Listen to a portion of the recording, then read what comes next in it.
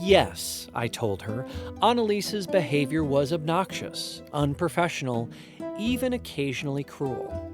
This is to say, Indira had every right to lodge a complaint against Annalise. And yet, before she did so, I told her, she had to first wrestle with the whistleblower's dilemma, namely that what is right and what is expedient are rarely one and the same. Many of us have seen bullying behavior at work, and though we might not like to admit it, many of us have failed to do anything about it, even if we were the ones being bullied. That can reflect the difficult trade-offs that come with calling out bullying, subjecting ourselves and others to scrutiny, completely changing the dynamic between colleagues, and potentially damaging your own career. Welcome to the Chicago Booth Review podcast, where we bring you groundbreaking academic research in a clear and straightforward way.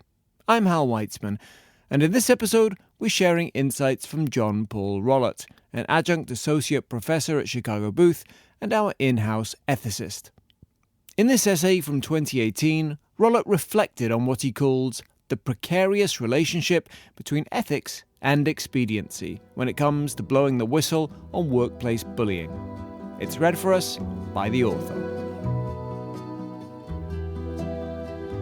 How Workplace Bullies Exploit the Ethics of Expediency. An essay by John Paul Rollert. The professional roles we play give us a window into the lives of others, whether or not the view is welcome.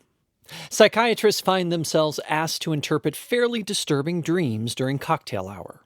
Lawyers are plucked aside after Mass to determine the legal muster of manifold sins. And one can only imagine the inconvenient displays a podiatrist endures on more or less a daily basis. The claim to being a business ethicist prompts its own confessions, most often involving a monstrous boss who's making somebody's life miserable. Take a characteristic example from a few years back.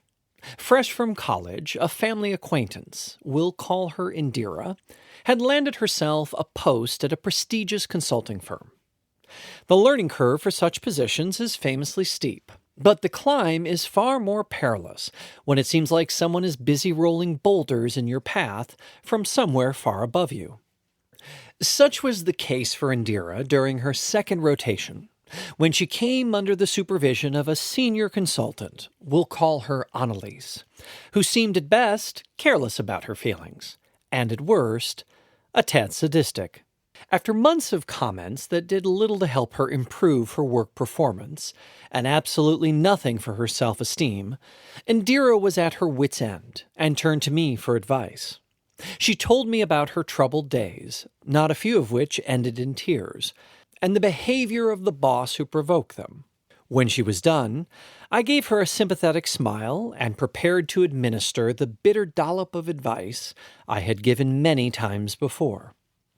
Yes, I told her, Annalise's behavior was obnoxious, unprofessional, even occasionally cruel. She was stunting her professional development, undermining the team project, and, insofar as we're a reflection of the organizations that elevate us, indicting the reputation of the consulting firm. This is to say, Indira had every right to lodge a complaint against Annalise. And yet, before she did so, I told her, she had to first wrestle with the whistleblower's dilemma, namely that what is right and what is expedient are rarely one and the same. Annalise's behavior was certainly not criminal.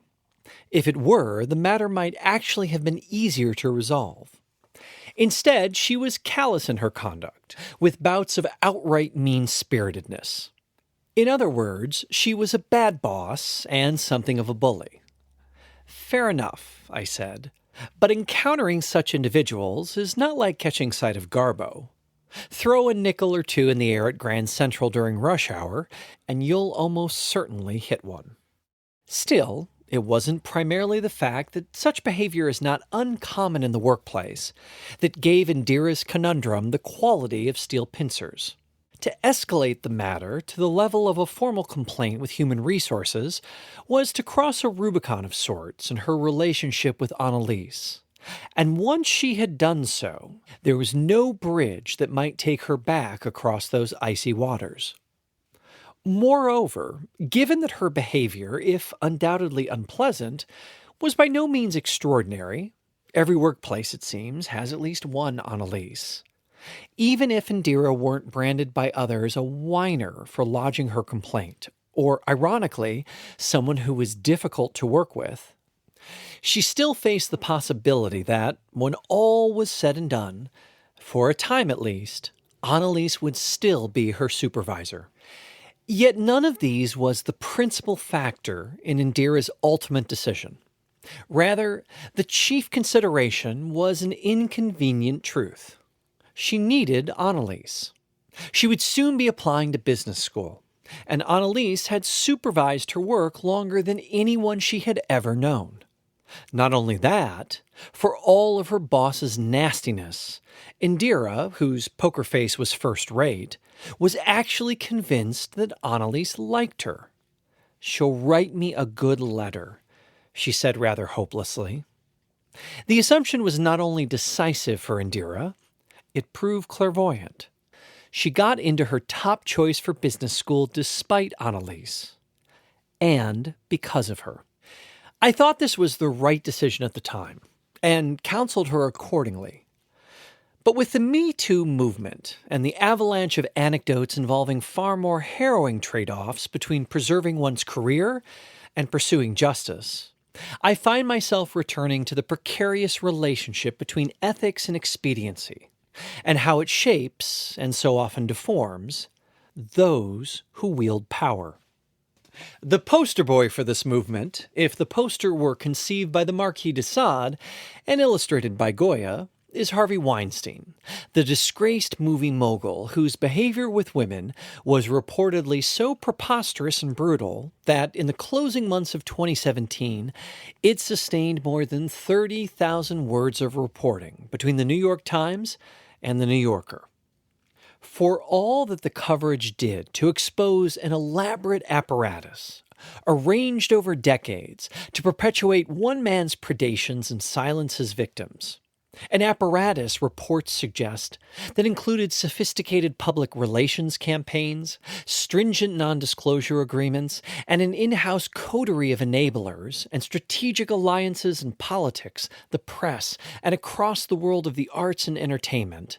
The breathtaking temerity of Weinstein's alleged conduct, which ran the gamut from sustained boorishness to a slew of allegations of criminal sexual behavior, risked setting a standard for sexual harassment in the workplace so impossibly high it might effectively shield the majority of bad actors.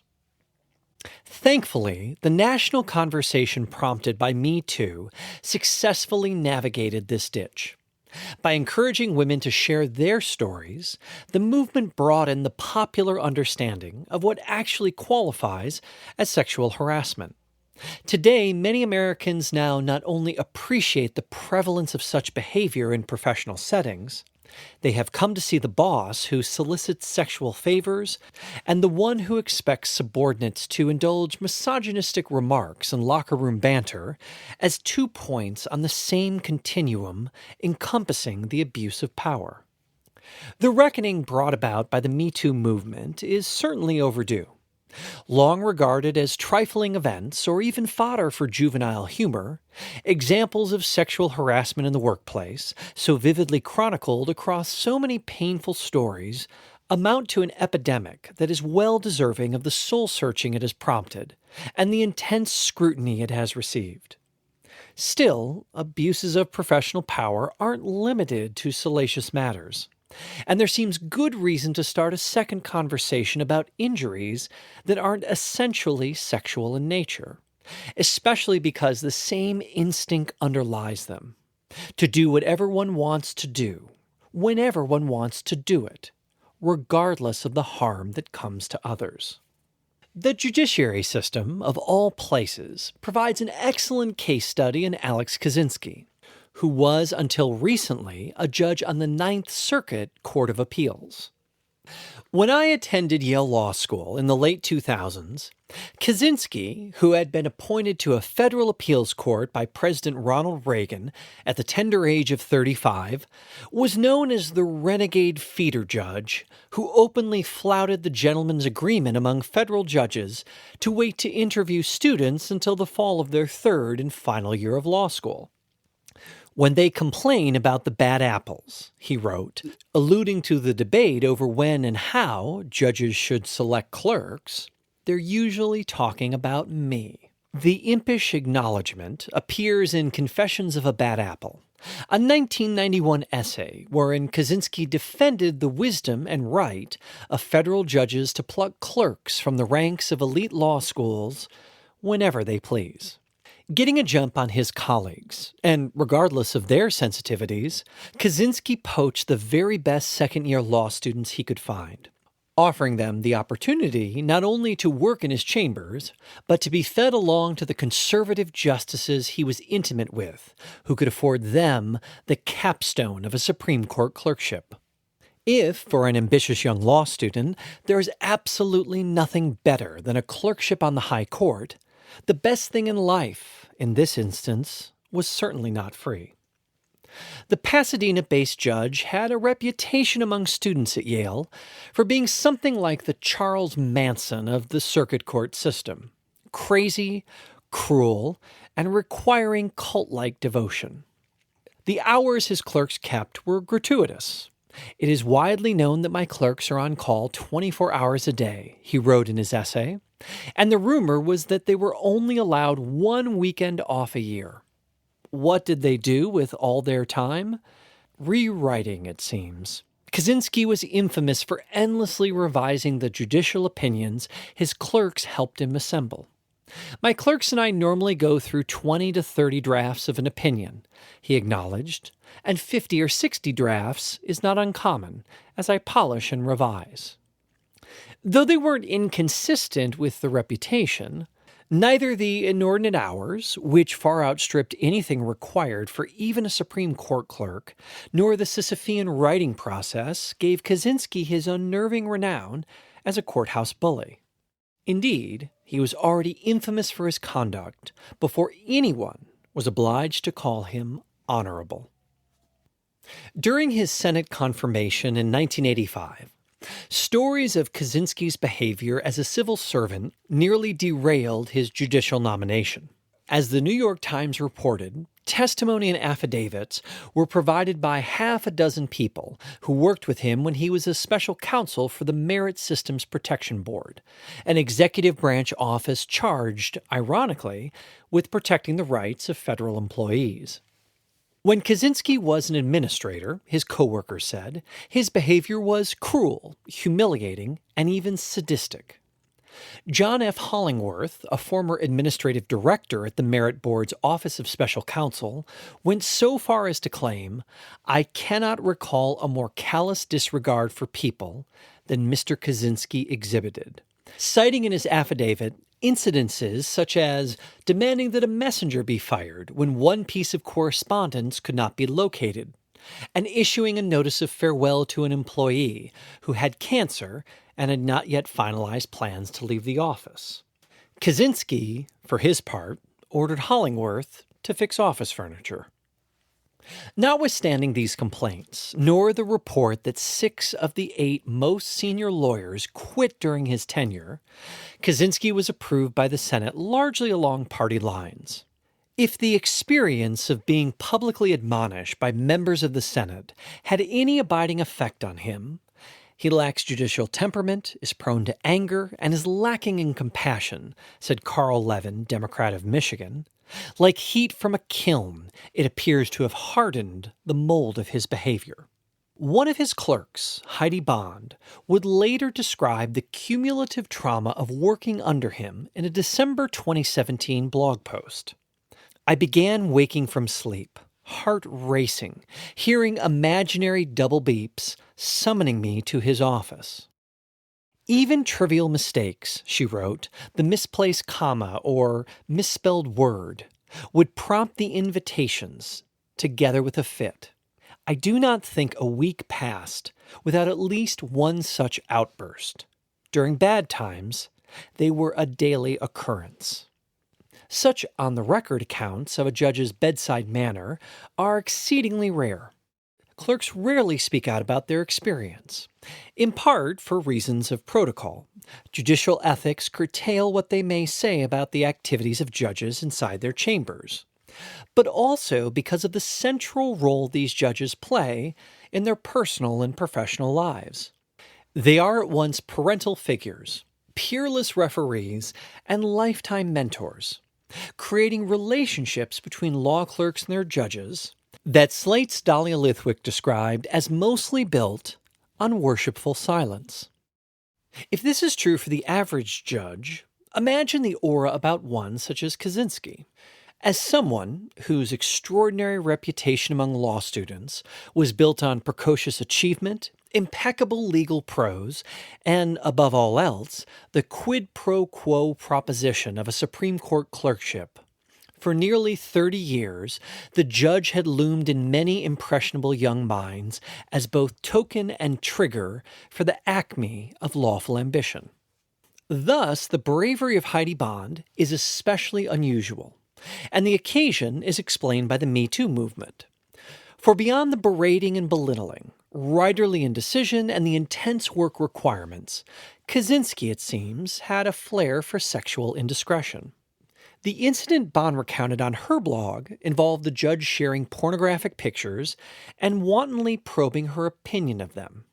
However, by the time Kazinski stepped down from a lifetime judicial appointment, shortly after Bond published her blog post, a dozen other accusers had come forth with credible claims against the judge of pinching, groping, and ogling women, in addition to making a litany of inappropriate comments.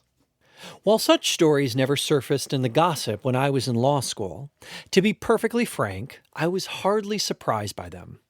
At work, old-fashioned bullies and powerful lechers alike share the same insatiable desire to reaffirm for themselves and everyone around them their power and professional superiority.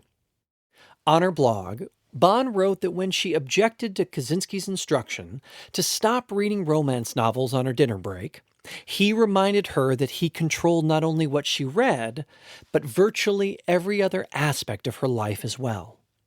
As Bond herself noted, to do anything other than meekly assent was to risk what the actress Selma Hayek described in the New York Times as the Machiavellian rage triggered in Harvey Weinstein whenever he heard the word he hated most. No, a simple, unassuming word, but I can't think of one more vital or necessary to leading a life with dignity. It's not only impossible to imagine a healthy work environment without its routine employment.